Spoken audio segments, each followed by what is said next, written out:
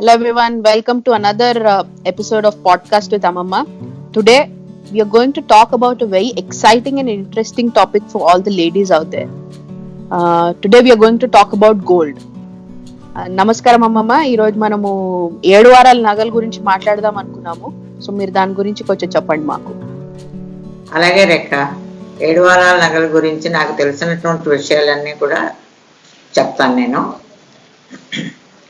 7 వారాల నగలు. ఆడవారికి నగలు అంటే చాలా ప్రీతి. చెప్పాలంటే నగలు స్త్రీల జీవితంలో ఒక భాగం. ఎంతో కొంత, ఎన్నో కొన్ని నగలు పెట్టుకొని స్త్రీలంటూ ఉండరు. మన ప్రాచీన సంస్కృతిలో దేవీ దేవతలకు రకరకాల ఆభరణాలతో ఆ దేవీ దేవతలను అలంకారం చేసేటటువంటి పద్ధతి మనకుంది. 7 వారాల నగలు అనగానే నాకు సాత్రాజితికి నారదుల వారు చెప్పిన పుణ్యక వ్రత కథ గుర్తుకొస్తోంది.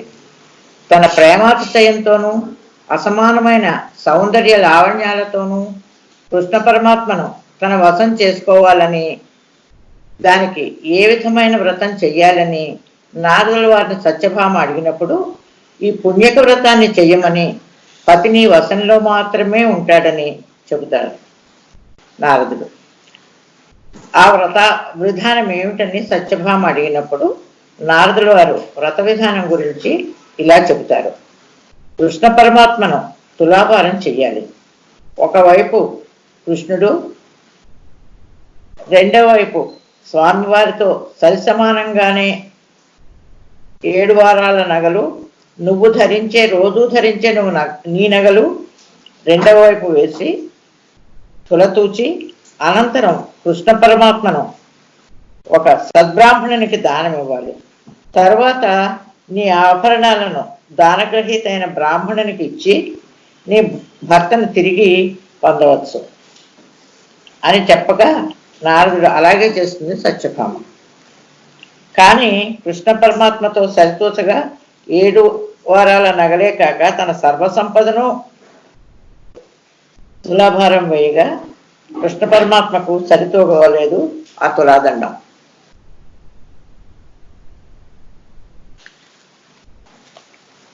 అహంకారంతో, అతిశయంతో సత్యభామ ప్రవర్తిస్తుంది.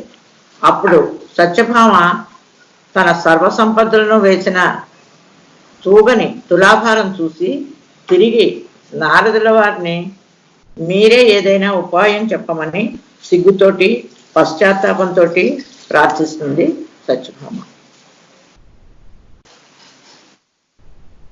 నారదుల వారే దానికి ఒక ఉపాయాన్ని సూచిస్తారు.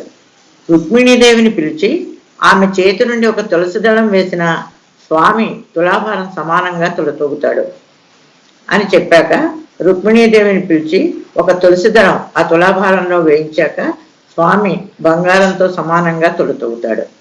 ఇది చూసిన సత్యభామ తను 7 వారాల నగలు, సర్వ సంపదలు కూడా తులసి దళంతో సమానంగా తూగలేదని తెలుసుకొని అహంకారం, అతిశయంతో కృష్ణ పరమాత్మను వశం చేసుకోలేమని, భక్తి అనురాగంతోనే అది సాధ్యమని తెలుసుకుని సిగ్గుపడి నారదుల వారిని, కృష్ణ పరమాత్మను, రుక్మిణీదేవిని క్షమాపణ అడుగుతుంది.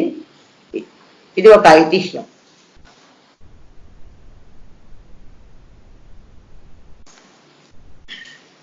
పిల్లలు పుట్టినప్పటి నుంచి మగపిల్లలకి, ఆడపిల్లలకి కూడా పులిగోరు పథకం, మువ్వల మొలతాడు, మెళ్ళలోకి ఆంజనేయ గొలుసు, చేతులకు వత్తులు, చెవులకు వేపకాయలు, కాళ్లకు గుల్ల కడియాలు, వెండి గజ్జలు పెట్టేవారు. ఈనాడు బంగారం అధిక ప్రియం అవడం వల్ల, రక్షణ లేకపోవడం వల్ల, పిల్లలకు నగలు పెట్టడం ప్రమాదాలకు కారణం అవుతుండడం వల్ల నగలను పిల్లలకు పెట్టడమే మానుకుంటున్నారు. 7 వారాల నగలు అంటే ఏ వారానికి ఏ గ్రహం అధిపతో ఆ గ్రహానికి ఇష్టమైన జాతి రత్నాలను ధరించడం, అలా ధరించడం వలన ధరించిన వ్యక్తికి గ్రహానుకూలత కలిగి ఆ వ్యక్తికి జీవితంలో శుభ ఫలితాలు కలుగుతాయని ఒక నమ్మకం మన ఆచారంలో ఉంది. ఆదివారం సూర్యుడికి ప్రీతి కెంపు, సోమవారం చంద్రుడికి ప్రీతి ముత్యం, మంగళవారానికి పగడం ప్రీతి కుజుడికి, బుధవారం నాడు పచ్చ బుధగ్రహానికి ప్రీతి, గురువారం నాడు పుష్యరాగం గురుడికి ప్రీతి, శుక్రవారం శుక్రుడికి ప్రీతి వజ్రం, శనివారం నీలం శనిగ్రహానికి ప్రీతి.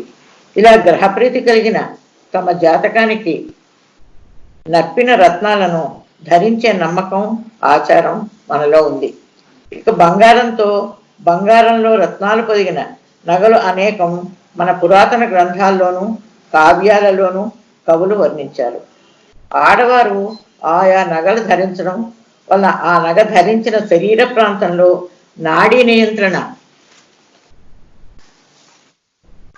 జరిగి ఆ నియంత్రణ ద్వారా ఆరోగ్య పరిరక్షణ జరుగుతూ ఉండడం కూడా కొన్ని గ్రంథాల్లో సూచితమవుతున్నాయి. ఈ నగలు ధరించడం వల్ల వ్యక్తి శరీరంలోని షట్చక్రాలకు కూడా ఉత్తేజం కలిగి ఆ చక్రాలు సక్రమ మార్గంలో వ్యక్తి మానసిక వ్యవస్థను, జీవితాన్ని కూడా ఉత్సాహభరితంగా మారుస్తాయని యోగపరంగా కొన్ని ఆధారాలు ఉన్నాయని చెబుతారు. స్త్రీలకు ఆభరణాల మీద ఇష్టం ఈనాటిది కాదు. ప్రాచీన కాలం నుంచి స్త్రీలు ఆభరణాలు ధరించడం, వాటిని తమ జీవితంలో ఒక భాగంగా చూసుకోవడం అనేది ఒక సంప్రదాయం. అందుకే మన దేవాలయాల మీద ఉండే స్త్రీమూర్తులకు అనేక విధమైన ఆభరణాలతో అలంకరించిన శిల్పులు చెక్కిన సజీవ శిల్ప ప్రమాణాలు ఉన్నాయి. హరప్ప, మొహంజదరో, తక్షశిల తవ్వకాలలోనూ, అజంతా చిత్రాల్లోనూ, ఎల్లోరా గుహల్లోనూ ఎన్నో రకాల ఆభరణాలను ఆ స్త్రీలు శరీరం మీద భాషించినవి దొరుకుతాయి. అలాగే హంపి, హళీబీడ్, వేలూరు, వరంగల్, రామప్పగుడి, శ్రీశైలం ఇంకా ఎన్నో దేవాలయాల అంతర్భాగంలోనూ ఉపరిభాగంలోనూ నిత్యనూతనంగా దర్శనమిస్తాయి. ఈ నగలు అలంకరింపచేసిన శిల్పులు ఉలి తాకిళ్లతో ఆ ఆభరణాలను ఎంత సున్నితంగా చెక్కారో చూస్తే ఈనాటి బంగారు ఆభరణాలు చేసే స్వర్ణకారులకు కూడా సాధ్యం కాదేమో అనిపిస్తుంది. ఆనాటి శిల్ప విజ్ఞానం చూస్తే ఆశ్చర్యపోతాం.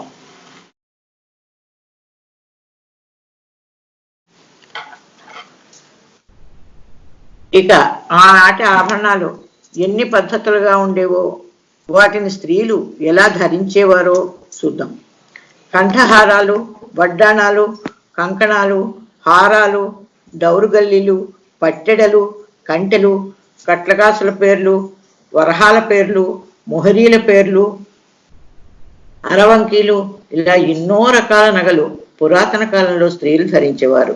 స్త్రీలే కాదు, రాజులు, చక్రవర్తులు, రాను రాను కొంతమంది జమీందారులు కూడా ఆభరణాలు పెట్టుకునేవారు. ఆడవారు బంగారు, రాళ్ల నగలపై మక్కువతో పెట్టుకుంటే, పురుషులు తమ హోదాకు, దర్పానికి ఒక నిదర్శనంగా పెట్టుకునేవారు.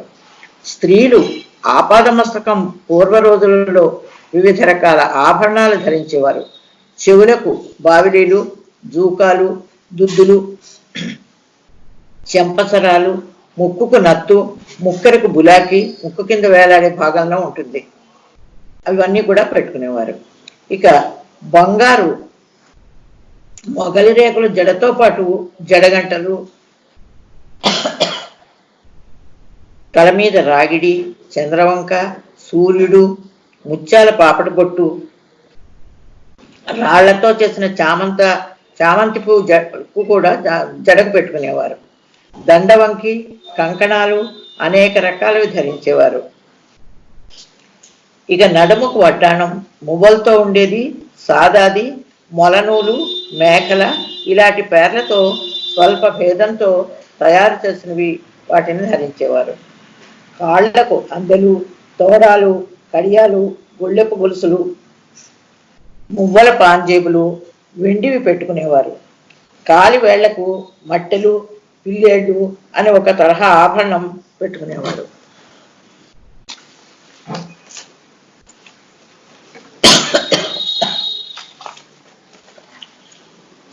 ఈ నగలన్నీ కావ్య నాయకులకు కవులు ధరింపచేసి కావ్య గౌరవాన్ని నగలకు కూడా కలగజేశారు.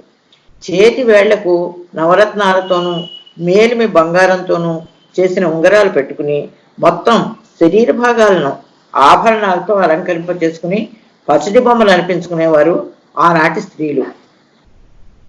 శిల్పులు మన అనేక దేవాలయాల శిల్పాలలో స్త్రీమూర్తులకు ఈ అన్ని ఆభరణాలతోనూ అలంకరింపచేసిన వైనం అద్భుతం.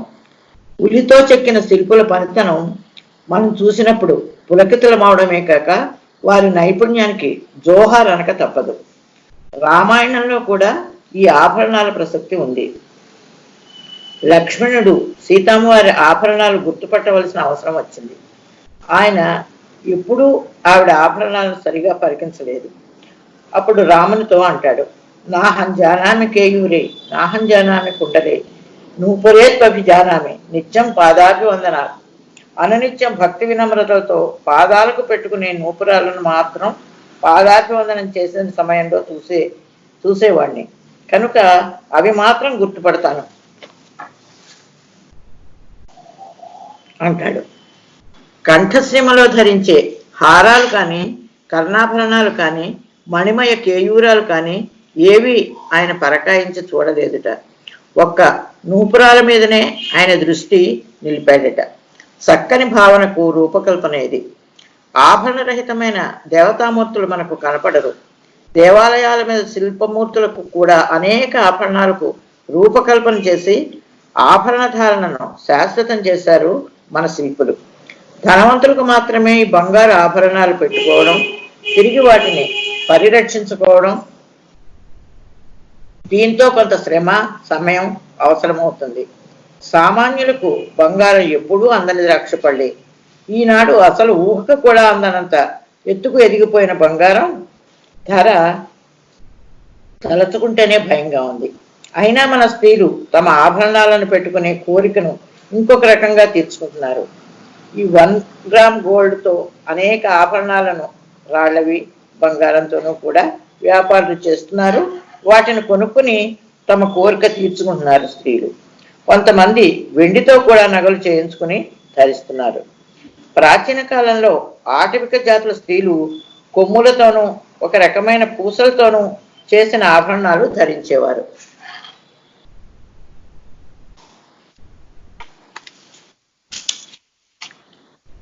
ఏది ఏమైనా స్త్రీలు నగల మీద కోరికను మాత్రం వదలలేదు. ఏదో ఒక లోహంతో చేయించుకుని ధరించి తమ కోరికను ఆశను తీర్చుకుంటూనే ఉన్నారు. ఇది నగల గురించిన ప్రస్తావన.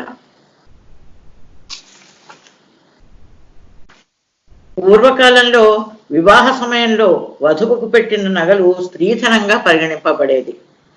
ఆ నగల మీద ఆ స్త్రీకి మాత్రమే అధికారం ఉండేది. కొంతకాలం మారిన తర్వాత పాత నగల నమూనాలనే స్వల్ప మార్పులతో మళ్ళీ చేయించుకుంటున్నారు. ఇదొక చక్ర భ్రమణం. ఇది 7 వారాల నగల వృత్తాంతం. వావ్ అమ్మమ్మ, ఇన్ని రకాల నగలు ఉంటాయని నాకు ఇప్పటి వరకు తెలియదు. నేను ఫస్ట్ టైం వింటున్నాను. So thank you so much మీరు మా ఛానల్కి వచ్చి ఇంత బాగా చెప్పినందుకు. I hope everyone has enjoyed listening to this talk. Do like, share, comment and subscribe to my channel. Also, please press the bell icon for more such videos. Thank you so much.